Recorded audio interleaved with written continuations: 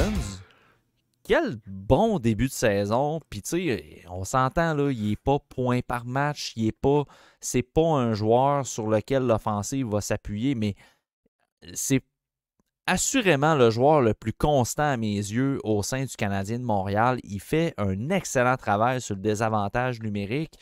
Au centre, c'est une valeur sûre. Jake Evans, est-ce qu'on le signe ou on profite justement de cette vague-là pour l'échanger à la date limite des transactions puis possiblement aller chercher quoi, un choix de deuxième ou de troisième Choix de deuxième ronde, alors que tu as plein d'espoir dans ta banque. Tu sais, on est une équipe au TSLH Espoir qui adore liquider puis accumuler des choix. Mais là, tu sais, t'as du cheap labor qu'on appelle généralement, que tu as développé, qui est plus intelligent qu'on peut penser, offensivement et défensivement. C'est sûr qu'il n'est pas physique. Fait que, il ne peut pas être le point central de ta défensive, des attaquants défensifs nécessairement à long terme. Mais écoute, c'est le parfait bottom six, là. Parfait bottom six. Il est un bon vétéran. On pense qu'il est genre 24 ans. Souvent, quand tu regardes son nom, je fais comme « Ah ben, il approche le 30 ans. » J'ai fait le saut quand j'ai écrit un texte sur lui l'autre jour. Ah ouais, il est vieux. Il est joueur autonome sans compensation cet été. Comment ça? Ouais. Il y a quoi? Il y a 28 ans, je pense. Ouais, 27-28 ans. Il a vraiment pris la longue route. Là, il a pris, je pense, 4 années dans l'NCAA, après ça 2 ou 3 en AHL, puis tranquillement, il est arrivé dans la nationale de hockey. Mais c'est ça, tout son junior, lui. Là. Puis dans l'NCAA, il était un joueur prolifique offensivement. Il y avait des règles faites pour lui, parce qu'il faisait trop, il produisait trop dans le fond, vraiment bas. Là.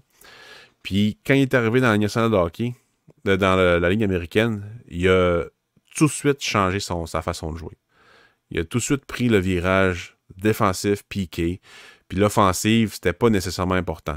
Puis dans la Ligue américaine de hockey, l'offensive a fini par venir parce que c'est un gars intelligent. Il est capable de faire des jeux pareils. Là. Puis dans la Ligue nationale de hockey... Il a 45 points en 67 matchs à sa première année avec Laval. Oui, c'est ça, mais tout était basé sur son intelligence. Je pense que c'est dans son avant-dernière saison NCAA, c'est son entraîneur qui a parlé plus de son futur, puis qu'ils ont commencé à travailler plus sur la défensive, puis il a switché vraiment dans la ligne américaine, il a vraiment switché, OK, là, défensif à fond, puis intelligence, puis gestion de la rondelle.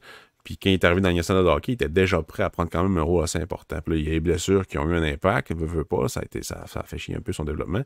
Mais c'est un excellent joueur dans la nationale de hockey. Ça sert à rien de l'échanger parce que tu vas de toute façon, il va falloir t'aller en chercher un dans 2 ans. Signe les 4 ans. Tu sais, c'est comme, moi, je vois pas pourquoi on l'échangerait, ce gars-là.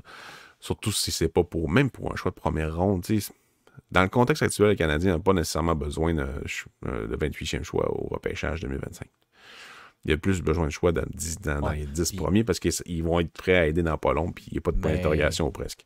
On s'entend que pour Jake Evans, un choix de première ronde risque d'être en 2026 même. Fait que, tu sais, rendu là, toute la période tampon avant d'être, tu sais, aspirant et tout, avant de finir de tourner le coin, toute cette période tampon-là, Jake Evans, tu le gardes. C'est son prime. C'est comme dire, Arturo Lekonen, on l'a échangé, puis il y en a plusieurs qui regrettent. Moi, quand ça a été changé, je comprenais la décision, puis c'était correct, là, parce que, tu sais, il a signé quand même pour un gros contrat, puis tout son prime de Lekonen, ça aurait été dans la reconstruction des Canadiens de Montréal. Non, c'est ça, il servait à rien, entre guillemets. Il aurait permis de gagner des points de plus dans un contexte que tu n'en veux pas nécessairement. Ça fait mal de penser à ça, mais je comprends quand on regarde ce qui se passe avec Lekonen depuis 2 ans, là, mais je comprends la décision. Mais tu sais, je répète, mettons que ça aurait à faire, je garderais Lekonen. Ça, c'est sûr et certain. Pas parce qu'à cause de Barron ou à cause du choix, mais avec ce que le Canadien manque en ce moment, de leadership puis tout, puis de grinder, élite, ben, Lekonen, c'est pas mal ça, là. Fait que Evans, c'est pas un Lekonen, mais c'est sûr que je le garde parce qu'il stabilise tellement ton bottom six défensivement. Mais tu sais, ton piqué, c'est important, là. C'est important des avantages numériques, là. Puis Evans, tu sais déjà qui va être ta première vague pendant X années. Kapanen va pouvoir l'appuyer aussi éventuellement. Heinemann, s'il reste. Fait que tu sais, c'est comme, au moins, tu as une base solide, là, mais construis autour de ça. Tu sais, tanné d'être considéré comme un clic sur les réseaux sociaux. Informe-toi surtout sur lehockey.com. Avec TSLH, t'es pas juste un clic, t'es un lecteur. Tout sur lehockey.com. Tanné de payer ton Internet trop cher? eBox est là pour toi. Avec le code promo PM1736, sauve 25 $ sur ta prochaine facture. eBox.com. Tanné de passer 12 heures à ton barbecue pour faire fumer ta viande? Visite barbenoire.com pour consulter toute la gamme de produits d'ici livrés partout au Québec. barbenoire.com. Tanné des pubs? Abonne-toi au Patreon de TSLH pour des épisodes livrés d'avance, sans pub et pour du contenu espoir exclusif et personnalisé. Patreon.com/TSLH podcast. Bon podcast. C'est trop trop de ça.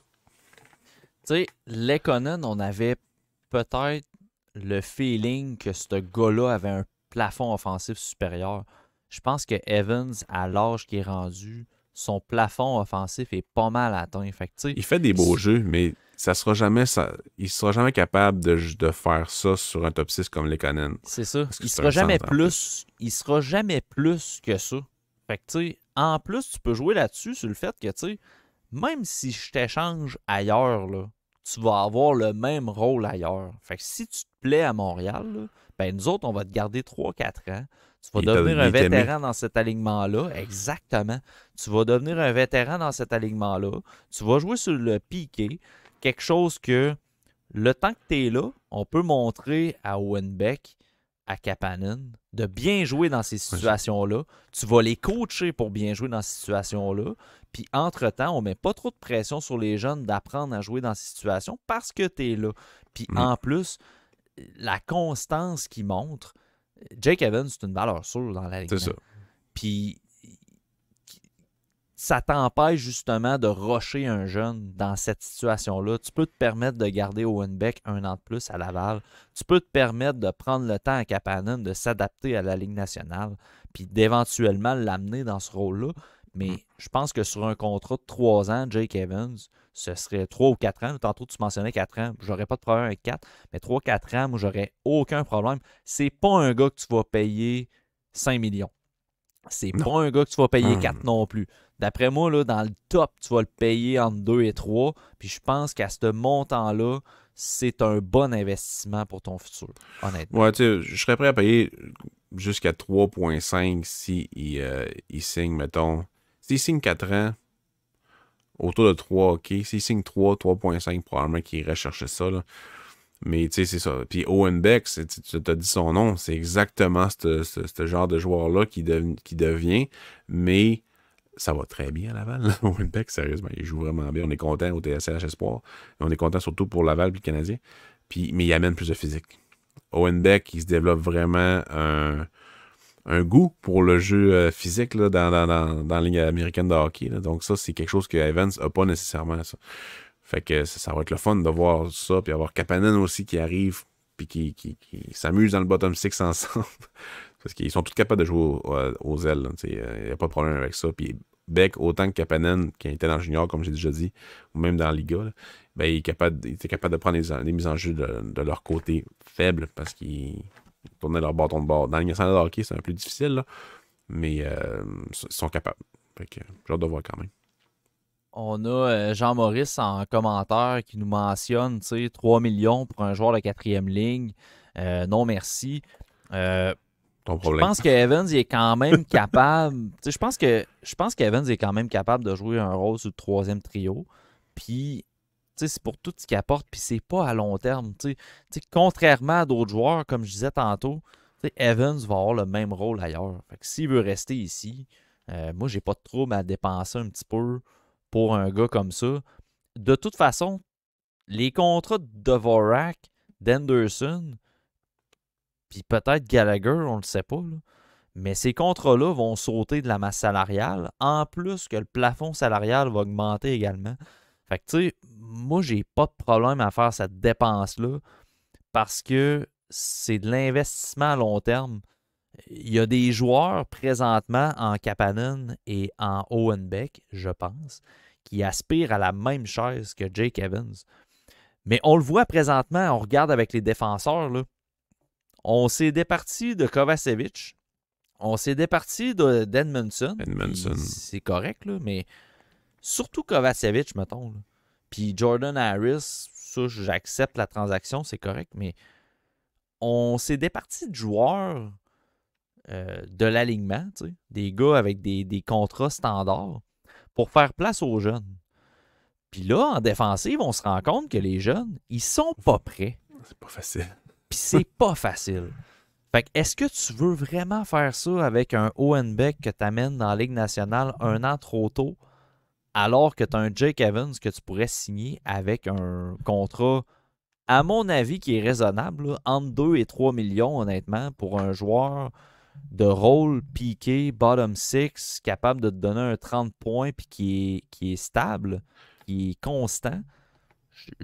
J'ai pas de misère avec cette dépense-là, moi, honnêtement. Non plus. Puis, tu sais, oui, des Jake Evans, ça se trouve sur le marché des joueurs autonomes, puis tout, mais c'est toi qui l'as fait, c'est toi qui l'as développé, Jake Evans. C'est toi qui le connais à 100% dans ton organisation. Tu sais qu'est-ce qu'il va te donner. Fait que c'est sûr que ça se paye un peu plus. T'as moins de points d'interrogation. Puis il gagne 1,7 présentement.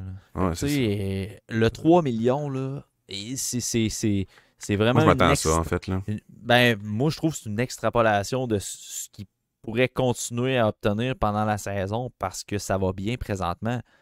Mais, tu sais, il pourrait très bien signer à 2,5 puis ça serait bien correct de même. Là. Ça serait mieux, c'est sûr, mais moi, je m'attends à 3. 3, puis s'il signe moins longtemps, à un peu plus, mettons. Mais je m'attends pas à quelque chose comme 2 millions. Puis si M. Jean-Maurice est contre ça, c'est bien correct, je le comprends, parce qu'il veut pas les contrats puis tout, mais le Canadien n'est pas prêt à gagner. Fait que la masse salariale, là, pour les 3 prochaines années avec Gallagher puis Anderson qui va être encore là, c'est pas important. Ah, mais probablement les deux qui vont se faire racheter, là, mais on verra. Mais je pense qu'on est en train d'avoir Jean-Maurice, là, je le vois commenter sur YouTube. Là, à 2.5, 2.7, ce serait excellent qu'il mentionne. Fait que je pense qu'on est d'accord, Jean-Maurice, plus que tu ne le crois. Ouais, c'est ça. Mais tu sais, c'est sûr qu'il ne faut pas refaire un. Tu sais, Lekonen, ça fait mal, mais c'est sûr qu'il ne faut pas refaire un Philippe Danault avec Marc Bergevin.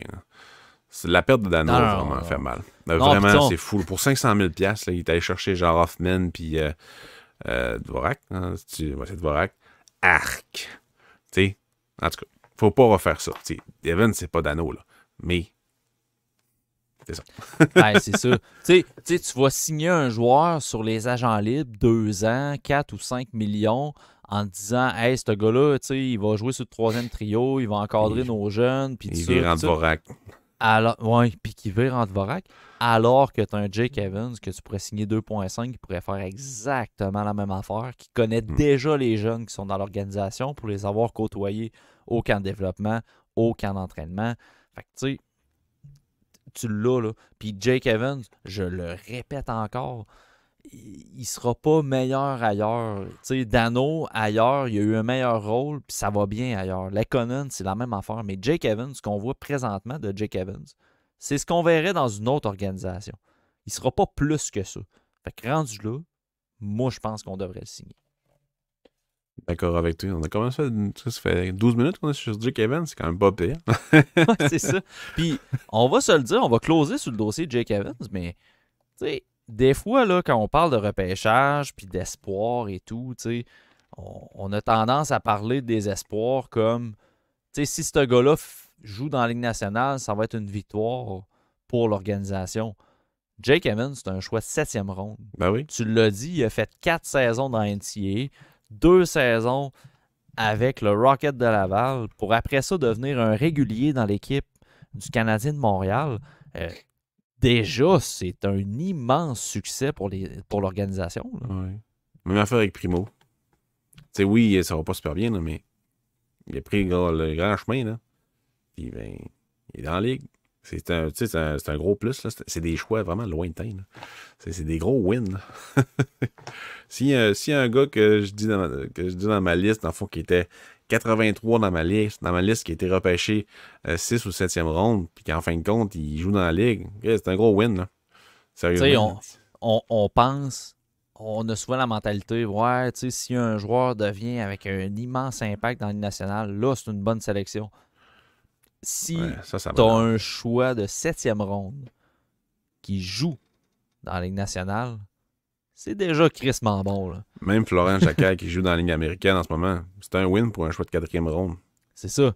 Fait que tu sais, imagine un gars comme Jake Evans qui a un rôle et un impact dans la Ligue nationale. Pas un impact de gars de 60, 70, 80 points. Ça n'a jamais été ça l'objectif.